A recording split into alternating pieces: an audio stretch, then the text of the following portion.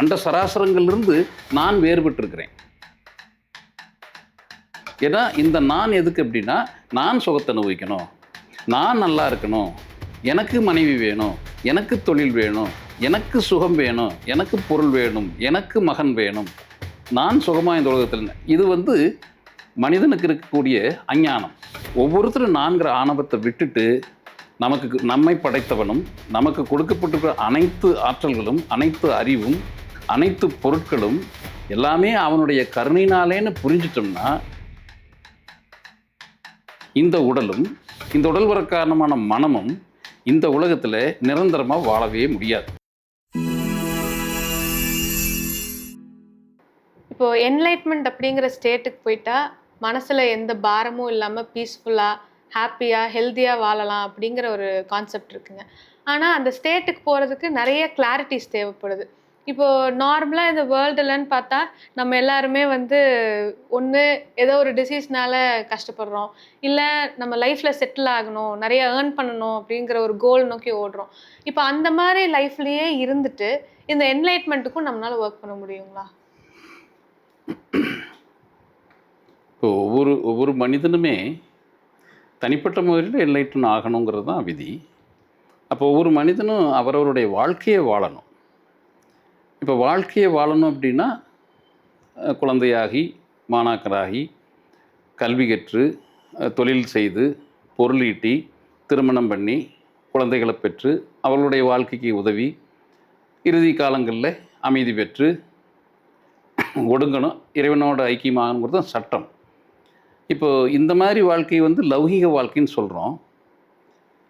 ஆனால் எல்லா குடும்பங்கள்லையுமே பெரியோர்கள் முதல் கொண்டு என்லைட்டன் ஆகாத நிலையில் பெரியோர்கள் என்ன சொல்கிறாங்கன்னா, பெரியவங்க பெற்றவர்கள் குழந்தைங்க ஏதாவது இந்த ஆன்மீக ரீதியான கேள்விகள் கேட்டால் கூட, அது சார்ந்து கற்றுக்கணும், ப்ராக்டிஸ் பண்ணணும்னு சொன்னால் கூட, இந்த வயசில் எதுக்கு இது, முதல்ல படி, வேலைக்கு போ, சம்பாரி, கல்யாணத்தை பண்ணிக்கோ, இதுதான் கடமை, அது அவங்களுடைய கடமை, இதுகளுடைய வாழ்க்கைங்கிற தன்மையில் உலகம் பூரா வாழ்கிறோம்.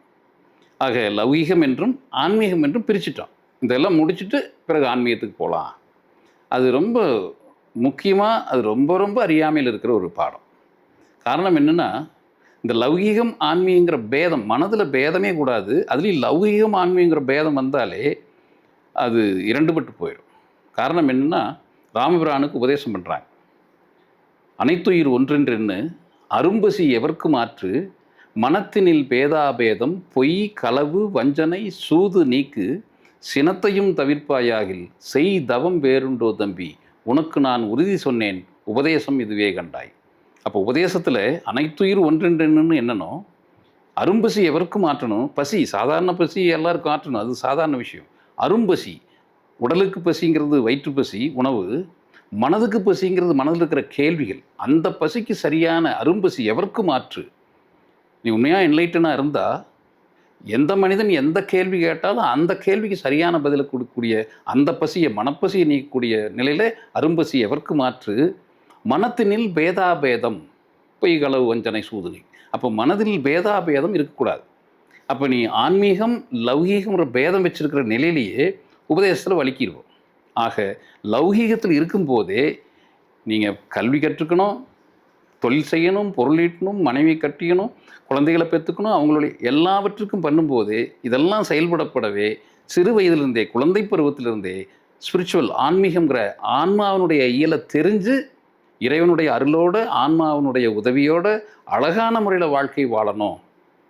இங்கே லௌகீகம் ஆன்மீகம் இரண்டாக இல்லை, லௌகீகத்தில் ஆன்மீகமும் ஆன்மீகத்தில் லௌகீகங்கிற கலப்பான ஒரு வாழ்க்கை முறை. உங்களுடைய லௌகீக வாழ்க்கையை ஆன்மீக வாழ்க்கையை ஆன்மாவை உணர்ந்து ஆன்ம வலிமையோடு இந்த உலகத்தில் வாழணுங்கிறது சட்டம். இப்படி இருக்கும்போது இதில் பல்வேறு மனிதர்கள் பல்வேறு நிலைகளில் ஐக்கியமாகறாங்க. இப்போ ஒரு குறிப்பிட்ட 40 வருடங்கள் கடந்து போயிடுது, இந்த விஷயம் தெரியாமல் போயிடுது. அப்போ என்ன ஆகுது, அந்த 40 வருடங்களுக்கு உண்டான வினைகள் நோய்களாக இருக்குது. ஆனால் அந்த 40க்கு பின்னால் மனசு தெளிவு பெற்று மனதில் இருக்கிற பேதங்களை நீக்கி மனம் ஆன்மாவோட ஒன்றி போய்க்கிறதுக்கான வாய்ப்பு இருக்கிற போது உடல் நோய்வாய்ப்பட்டிருந்தா கூட அவன் மனதாலும் உயிராலும் நிலை பெற்று என்லைட்டன் ஆக முடியும். ஆக எந்த மனிதன் எந்த நிலையில் எப்படி என்லைட்டன் ஆகிறான்னே சொல்ல முடியாத அளவுக்கு பல்வேறு பிரிவுகளாக பல்வேறு நிகழ்வுகளாக இறைவனுடைய மிக பெரும் கருணையில் இந்த உலகம் பூரா இயங்கிட்டு இருக்குது. அப்படிங்கிறத நம்ம தெரிஞ்சு கொள்ள வேண்டியது அவசியமாக இருக்குது. ரொம்ப வித்தியாசமான ஒரு கோணத்துல இருக்கிற விளக்கமா தெரியுதுங்க. இப்போ என்னன்னா, ஆன்மீகம் அப்படின்னாலே ஒரு சைடு வந்து பிரம்மச்சரியம், கல்யாணம் பண்ணக்கூடாது அப்படின்ற ஒரு கான்செப்ட் இருக்குங்க. அப்போ இப்போ நீங்க சொன்ன விளக்கத்துப்படி நம்ம கல்யாணம் பண்ணிக்கலாம், படிக்கலாம், நம்ம கோல்ஸை ரீச் பண்ணிக்கலாம். ஆனா, நம்ம என்லைட்மென்ட் அடையறதுக்கும் வாய்ப்பு இருக்குன்னு ரொம்ப ஸ்ட்ராங்கா, ரொம்ப இயல்பா சொல்லியிருக்கீங்க. அப்போ பிரம்மச்சரியம் அப்படிங்கிற கான்செப்ட் எப்படி இம்பார்ட்டன்ட்டா இருக்குங்க? இது ரொம்ப அரிய கேள்வி. ரொம்ப அற்புதமான பதில் இருக்குது. அதாவது அடிப்படையில் உலகத்தில் இருக்கிற மனிதர்கள் எல்லோருமே அவரவர் தனக்குள்ளே நான்கிற அகங்காரத்தை, அகங்காரம் மமகாரம், நான் என்னுடையதுங்கிற கருத்தோடு தான் இந்த உலகத்தில் எல்லா மனிதர்களுமே வாழ்கிறோம். அப்படி நான் அப்படிங்கிற கருத்து தன்முனைப்பு வந்துட்ட போது இந்த திருமணத்தால் வரக்கூடிய குழந்தைகள் எல்லாமே அந்த நானுக்கு சுமையாக போயிடுது. எப்போ ஒவ்வொரு மனிதனும் அந்த நான்கிற அகங்காரத்தை விடுறானோ, அவன் பெற்றிருக்கிற ஆற்றல், அறிவு, அழகு, பொருள் அனைத்துமே தன்னோடதில்ல இறைவனோடதுன்னு நினச்சி பூரணமாக உணர்ந்து கொள்கிறானோ, அவனுக்குள்ள நான்கிற அகங்காரம் போயிடும்.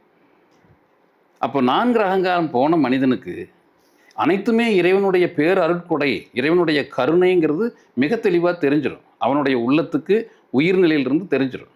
அப்போது எந்த ஒரு மனிதன் இறைவனுடைய கருணையால் தான் எல்லாம் நடக்குது, நாம் இறைவனுக்கு பணிஞ்சு நம்முடைய தேவைகளை இறைவன்கிட்ட ஒப்படைச்சா இறைவன் நடத்தி கொடுக்குறான்ங்கிற விளக்கம் நமக்கு கிடச்சிடுச்சுன்னா, அனுபவம் ஆயிடுதுன்னா, ஒவ்வொரு மனிதனுமே நானை விட்டுட்டு இறைவனுடைய கருணையினால் இறைவனை பிரார்த்தித்து அனைத்தையும் பெற்றுக்கொள்கிற ஒரு பாக்கியத்தை பெறான். இது ஆரம்பம். இது உலக மக்களுக்கு பூரணமாக தெரியல. தெரிந்தவர்களால் எக்ஸ்பிளைன் பண்ணி சொல்ல முடியல, சொன்னால் விளங்குறது இல்லை. இப்படி பல கோணங்கள் இருக்கிறதுனால இது மனிதர்களுக்கு மத்தியில் சரியானபடி எல்லா மனிதர்களுக்கும் போய் சேராமல் இருக்குது.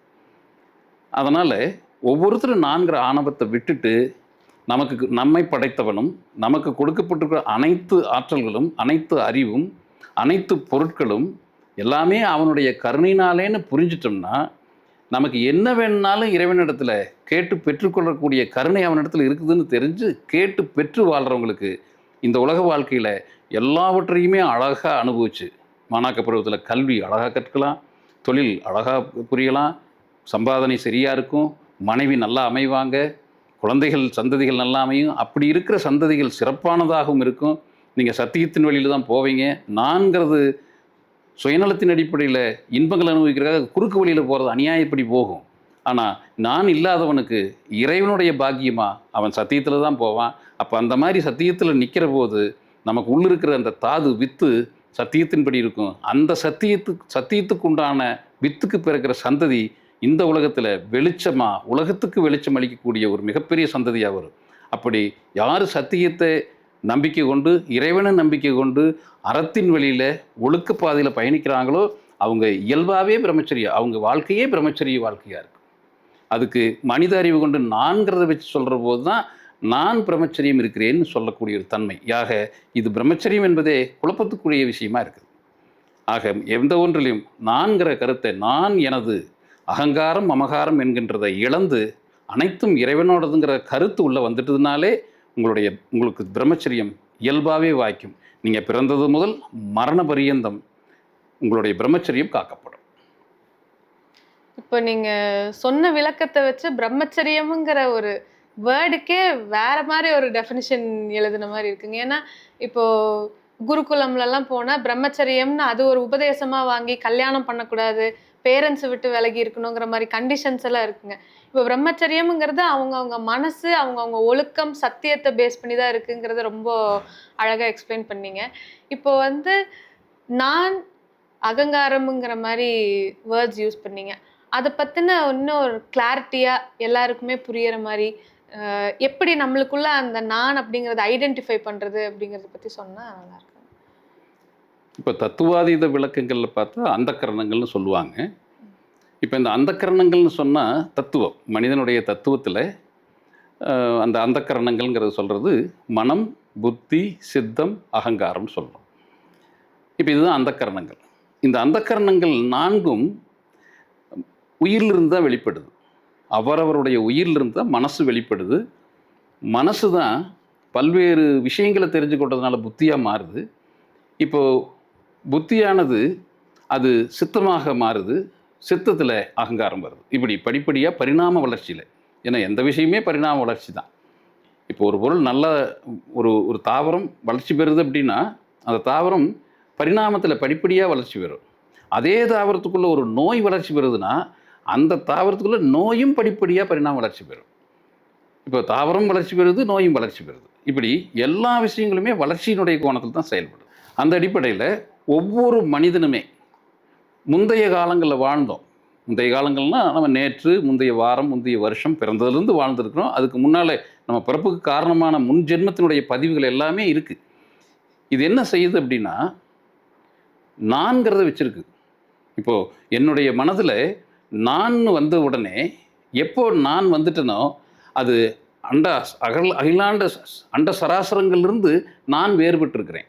அப்போ நான் என்னை சராசரத்தில் அண்ட சராசரத்தில் நான் வேறுபடுத்திக்கிறேன். அப்போ என்னை தனிமைப்படுத்திட்டேன்.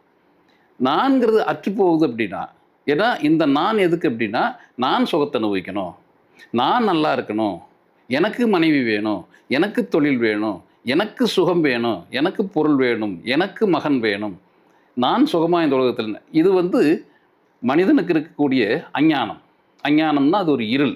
இருள் அப்படின்னா அறிவு இன்மை, அறிவு இல்லாதனம், மூடத்தன்மைன்னு சொல்லலாம், அஞ்ஞானம் சொல்லலாம், இருள்னு சொல்லலாம், எப்படி வேணாலும் சொல்லலாம். காரணம் இந்த உடலோ இந்த உடலுக்கு காரணமான மனமோ இந்த உலகத்தில் நிரந்தரமாக வாழ முடியாது. இந்த உண்மை யாருக்குமே தெரியறதில்லை, சிந்திக்கிறது இல்லை. இந்த உடலும் இந்த உடல் வர காரணமான மனமும் இந்த உலகத்தில் நிரந்தரமாக வாழவே முடியாது. எந்த உடலும் அந்த உடல் வரதுக்கு காரணமான மனதும் ஒரு காலம் நிரந்தரமாக வாழ முடியாது. ஆக இந்த உலகத்தில் நிரந்தரமாக எது வாழுது, நமக்குள்ளே இருக்கக்கூடிய உடலும் அல்ல, மனதும் அல்ல, உயிர் தான் வாழுது அப்படிங்கிறது தெரியணும். உயிர் தான் என்றென்றும் எங்கும் நிலைத்திருப்பது. ஆனால் அந்த உயிரை பின்பற்றி இந்த உடலும் மனதும் நித்தியமாக வாழ்கிறத நினைக்குது, அது அஞ்ஞானமாக இருக்குது. அதுதான் நான்கிறதாக இருக்குது.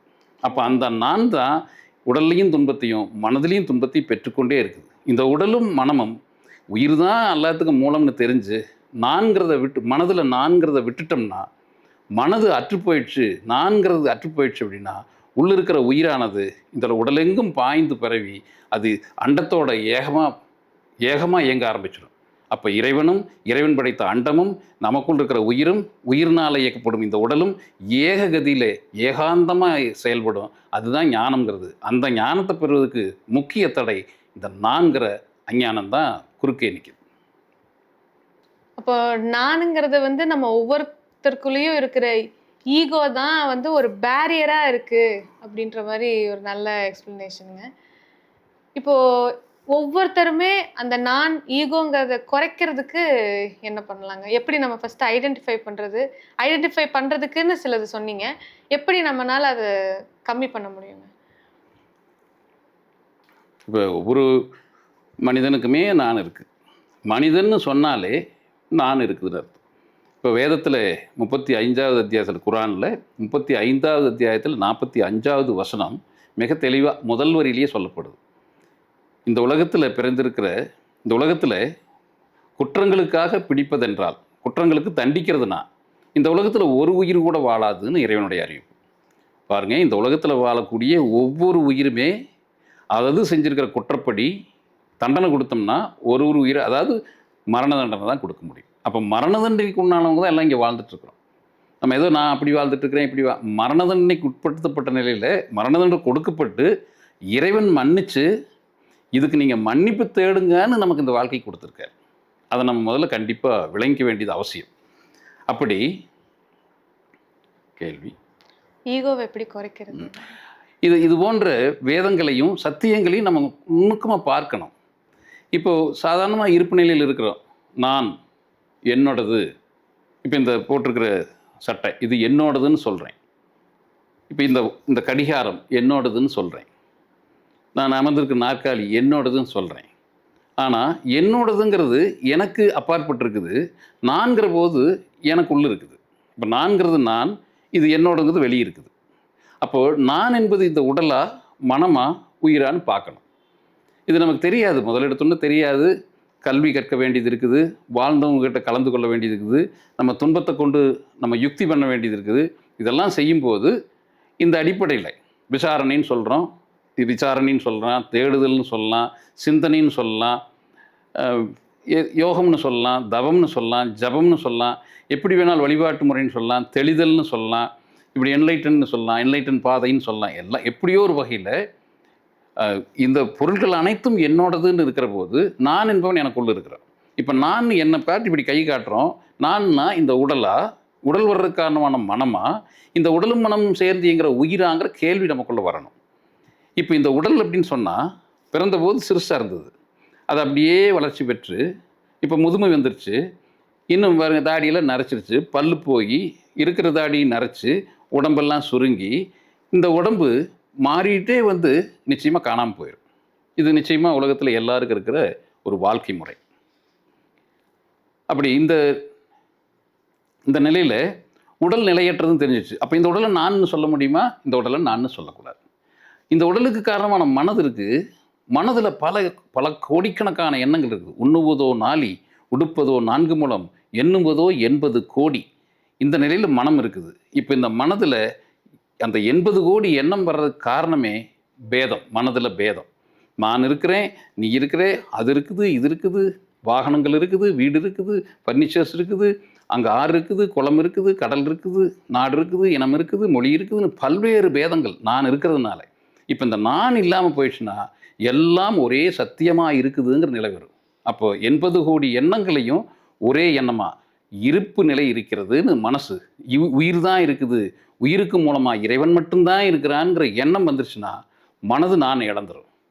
இந்த உடல் நிலையில்லாதது, 80 கோடி எண்ணங்களை வச்சிருக்கிற மனமும் நிலையில்லாதது, ஒரே எண்ணம் இறைவன் மட்டும்தான் நிலையானவன்கிற தீர்க்கமான எண்ணம் இருந்ததுன்னா அந்த எண்ணம் இருக்கிற மனசு அந்த நிலையாக இருக்கிற உயிரோடவும் இறைவனோடவும் கரைஞ்சிடும். அப்படி உயிரோடவும் கரைகிறது தான் நான் எனதுங்கிறது அற்று உடல் அனித்தியமானது, மனமும் அனித்தியமானது, உயிரும் இறைவனும் தான் நித்தியங்கிற உணர்வு நிலைக்கு வர்றதுக்கு வந்து அந்த நானை முற்றிலுமே இழந்து அண்ட சராசரத்தோட அகிலத்தோட இறைவனோட கரைந்து கலந்து வாழ்வதற்கான ஒரு பெரிய வாய்ப்பு இருக்குது. ஒவ்வொரு கேள்விக்குமே ஒவ்வொரு மாதிரியான டெஃபினிஷன்ஸாக எல்லாரும் ஏற்றுக்கிற மாதிரியான ஒரு டெஃபினிஷன்ஸாக கொடுத்தீங்க. ரொம்ப நன்றிங்க. மிக்க நன்றி. அருமையான கேள்விகள் கேட்டதுக்கு மிக்க நன்றி. வணக்கம்.